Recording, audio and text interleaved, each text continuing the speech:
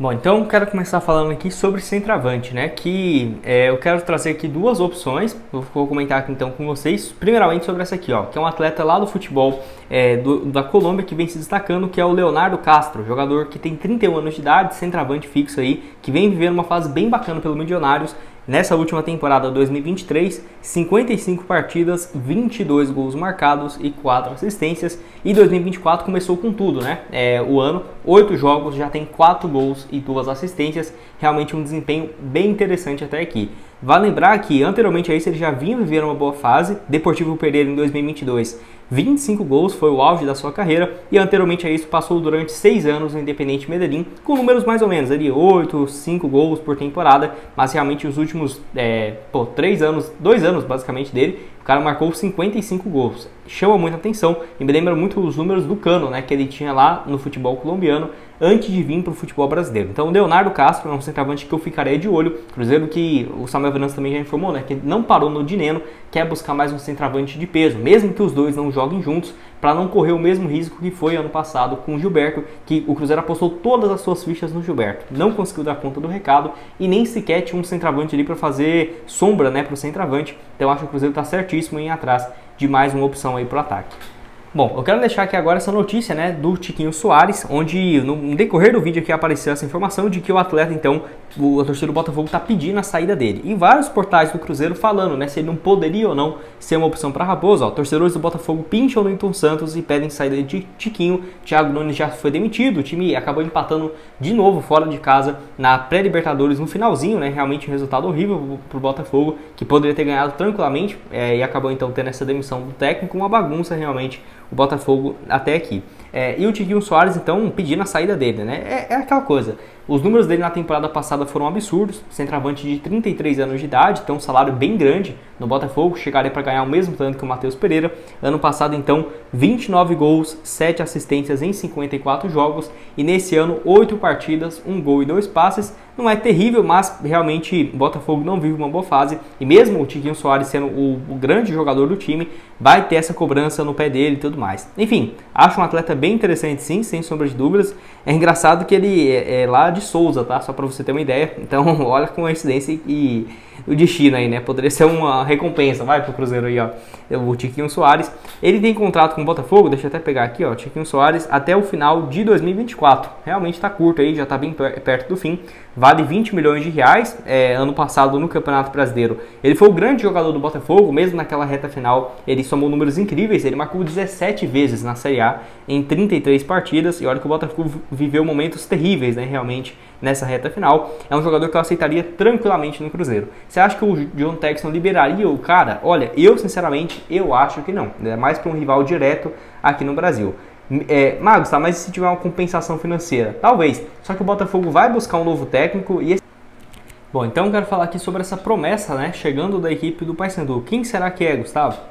Bom, vou deixar aqui os créditos lá para o portal Crias da Toca, que trouxe essa informação do atleta chegando na Raposa, tá? Valeu demais aí a eles. Se quiser ficar por dentro das notícias da base, de contratações, quem venceu, jogos, tem tudo lá no Crias da Toca, recomendo muito você seguir. Então, contratado, a promessa aí, que é um meio atacante, o Rian Carlos, que é um novo reforço para a equipe do Cruzeiro, chega para a categoria sub-14, né, da Raposa, e que estava muito bem no Paysandu. Pelo que eu vi aqui, ele foi o artilheiro do ano passado da categoria, né, no campeonato estadual, e se destaca pela finalização, velocidade e parte física, tá?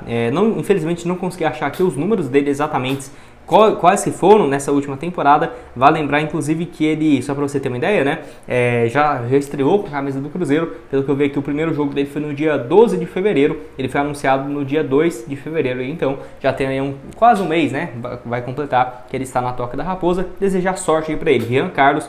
Grande potencial, não tivemos mais informações se ele vem, por exemplo, por um empréstimo ou em definitivo, mas era um atleta que tinha vários times de olho no futebol brasileiro na sua contratação, e era um atleta até mesmo cogitado para jogar em categorias acima na equipe do Paysandu, vinha chamando muita atenção. Então gostei demais dessa mais uma, né, chegada de atleta. Já trouxe aqui nos últimos dias chegando jogadores também. Se você quiser conferir, né, quem são esses outros atletas da categoria de base, vai estar aparecendo quando terminar aqui esse vídeo. E para terminar com vocês, eu quero falar sobre um jogador que jogou junto com o Emmanuel Martinez lá no Equador, e ele era o atleta, o meia ofensivo, e o Emmanuel Martinez era um meia central um pouco mais recuado, que é o Fernando Gaibor, não sei qual que é essa pronúncia, ou Gaibor, não sei. Para falar a verdade, ele era um meio campista central e o Emmanuel Martinez era um meia, né? Que é um jogador equatoriano de 32 anos de idade, que nessa atual temporada, ó, somou 35 jogos, 2 gols e 2 assistências. Ano passado estava por último, né, no Independente Del Valle, onde jogou aí 42 partidas, 6 gols marcados e uma assistência também. Até teve uma boa passagem na Argentina, que no caso foi no Independente, jogou em 2018 e 2019, 40 jogos, 5 gols e 6 assistências, foi lá para os Emirados e depois voltou, né, para o Guayaquil City do Equador. Enfim, ele chegou para ser um substituto natural do Emmanuel Martinez nessa função, e o Barcelona do Equador é um time que claramente tem deixado que tem bons jogadores. O América foi lá e buscou o Mastriani e o Martinez, não gastou nem 10 milhões neles, e se quiser poderia vender os dois por quase 30 milhões de reais em menos de um ano e meio, né? Realmente um negócio muito bom. E assim, o Cruzeiro, na minha opinião, poderia sim ficar de olho, não só nesse jogador, mas tem vários outros, tá? Tem um meia também do Barcelona que tem 37 anos, o cara marca 12 gols toda a temporada, argentino. Não sei sinceramente se um atleta de 37 anos é a melhor opção, mas tem sim bons jogadores lá no Barcelona. Tem também o Francisco David, né, que é um centroavante argentino.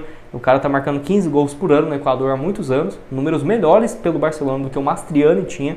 E é um atleta também de 29, 30 anos, eu ficarei de olho. Eu vou deixar aqui então para vocês do Fernando, né, esse atleta que eu tô falando, o mapa de movimentação no SofaScore nessa última temporada. Nota média 6.75, seria uma opção para o meio de campo central. 28 partidas na liga, 1 gol e 2 assistências. Dá para ver que ele joga aí mais como meio campista central pelo lado direito. Boa opção, mas igual eu falei, eu acho o foco do Cruzeiro. Vocês querem falar sobre o Nicolas Fonseca, vocês lembram dele? Eu lembro que foi desses dois nomes especulados no Cruzeiro, o Flávio, o Lucas Silva e o Nicolas Fonseca, jogador então que estava no Montevideo Wanderers, ó, vou deixar aqui para vocês, onde ele tinha disputado 34 jogos e 3 gols marcados.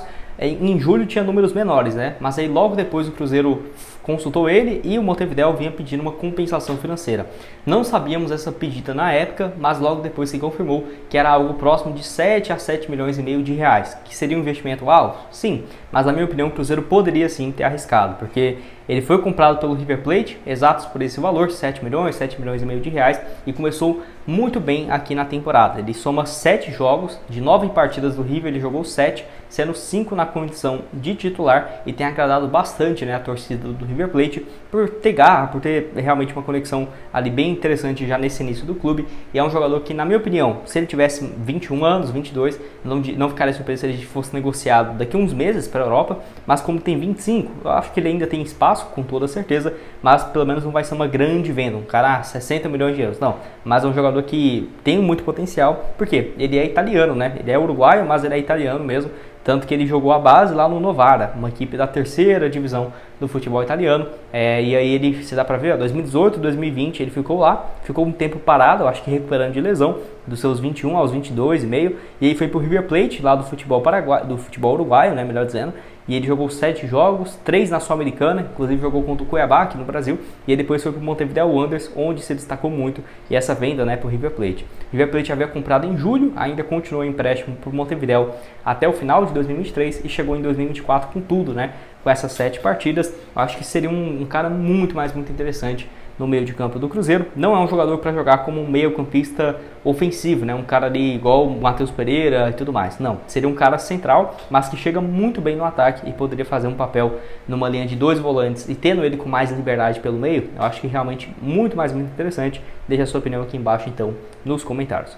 Mas se for o vídeo, espero que tenham gostado. Não esqueça aqui de deixar seu like, também se inscrever no nosso canal. Conto com a ajuda de vocês para chegarmos aqui a 43 mil inscritos no YouTube. Conto com a ajuda de vocês. Outras sugestões de conteúdos estão aparecendo aqui na tela. E nos vemos então numa próxima. Valeu!